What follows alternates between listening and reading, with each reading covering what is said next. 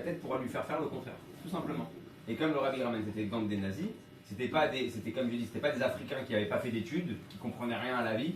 On leur a dit prenez une machette et allez tuer des gens. C'était des gens qui avaient des études, c'était des gens qui savaient la valeur, qui connaissaient la valeur humaine.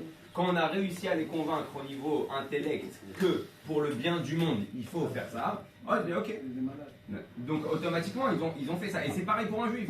Si un juif, il fait ce que la Torah lui a demandé, ne vole pas. Juste parce que dans sa tête, c'est pas bien de voler. Pas parce que c'est Dieu qui lui a demandé. Arrivera un beau jour où il volera. Et il volera avec une bonne raison en plus. Tu pourras même pas lui dire pourquoi tu as volé. Tu sais ce qu'il m'a fait? À l'époque, il m'a volé 100 000. Et là, je lui ai repris 50 000. Ouais. Mais la Nekuda, elle est quoi? C'est que tu voles pas parce que tu as compris qu'il fallait pas voler. Tu voles pas parce que Dieu te l'a demandé. Donc on comprend qu'en fait, même dans Mishpatim, c'est Chukim. C'est-à-dire que Dieu te dit n'essaye pas de comprendre mes mitzvot. Même si elles te paraissent logiques, même si elles te paraissent humaines, derrière se cache de quelque chose de beaucoup plus profond. C'est-à-dire qu'en réalité, là, le Rabbi est en train de nous dire quoi? Que toute la Torah, elle est au niveau de Chukim, elle est au niveau de Shatnez, elle est au niveau de la vache rousse. En fait, même de respecter ses parents, c'est comme la vache rousse. Même de ne pas voler, c'est comme la vache rousse. Tu crois que tu as compris, tu n'as pas compris pourquoi tu le fais. Parce que même s'il y a une raison de ne pas le respecter, on doit le faire. Pourquoi? Parce que Dieu l'a demandé. Tout simplement. Et là, il te dit, bénéfice, et l'Ichora, Yaïfchar, l'Asbir, Madoua, Parashato, Mishpatim, Mouva, Sipur, Amirat, Naase, Benishma. כי בכך רמזה התורה שאף משפטים למעלה מהשכל חוקים ולכן גם אותם יש לקיים מתוך קבלת עול מלכות שמיים מפני שחוקת חקקתי וגזירה גזרתי. Ça c'est très important. Un homme il ne peut pas commencer à servir Dieu correctement s'il sert Dieu qu'avec sa tête.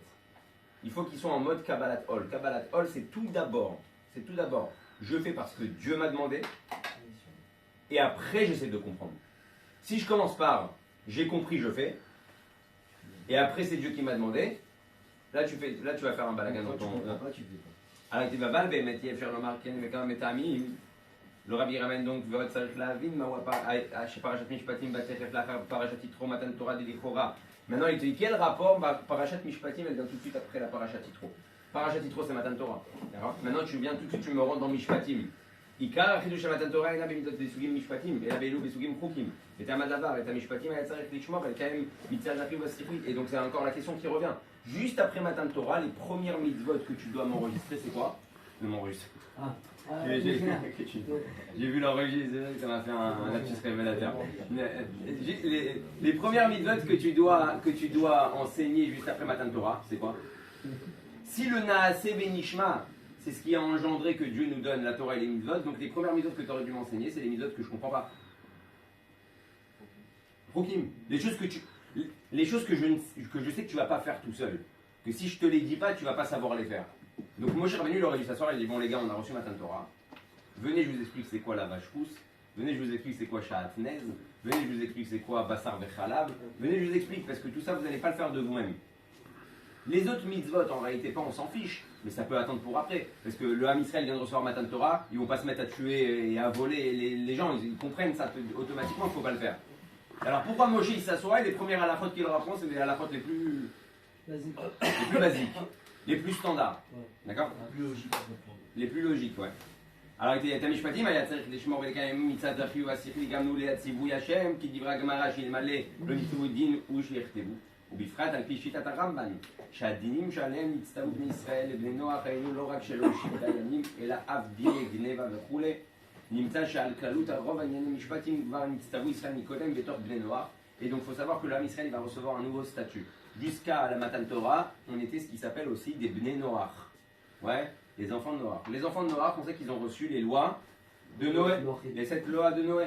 Et donc c'est-à-dire que l'âme Israël, déjà dans Matan Torah, il vient avec une base qui s'appelle les lois de Noé.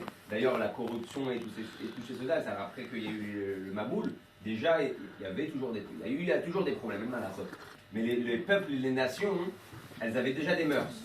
Ils avaient pris sur eux les lois de Noé. Les lois qui font que le monde, il va être Messoudar, il ne va pas repartir en cacahuète. D'ailleurs, le Rabbi dit que c'est très très important, parce que ce qui va ramener la Géoula, c'est quand nous, les Juifs, on va ramener aux nations du monde les 7 lois de Noé. Une fois, le Rabbi a écrit une lettre extraordinaire. Il y avait beaucoup de délinquance sur New York, et l'État, il ne savait pas quoi faire.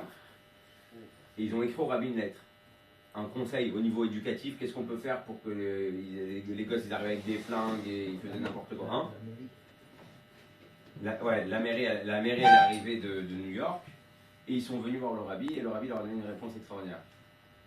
Il leur a dit, le problème c'est que vous leur enseignez que s'ils font une bêtise, il y a la police qui va les arrêter.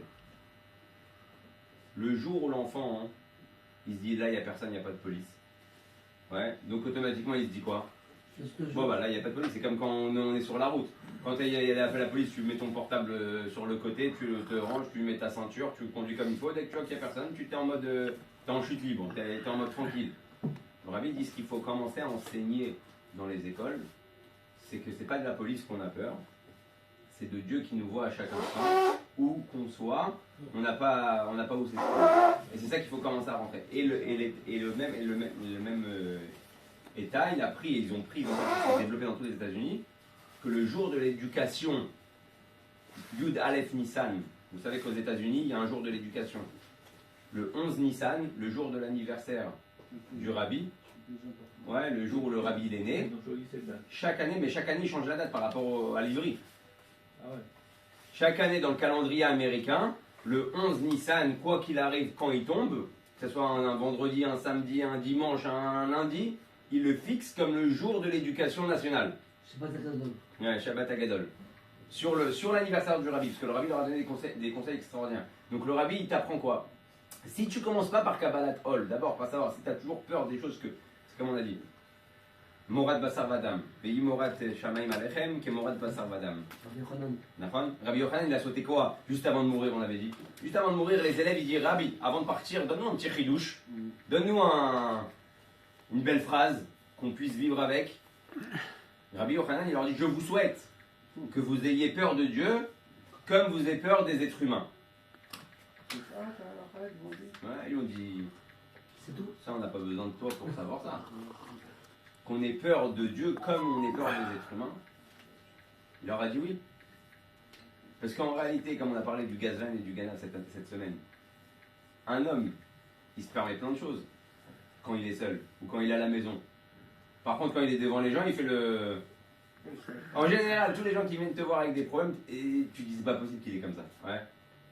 Comment ça se fait que tu dis c'est pas possible qu'il est comme ça? Parce que dehors, c'est de sadiquer ça de l'âme.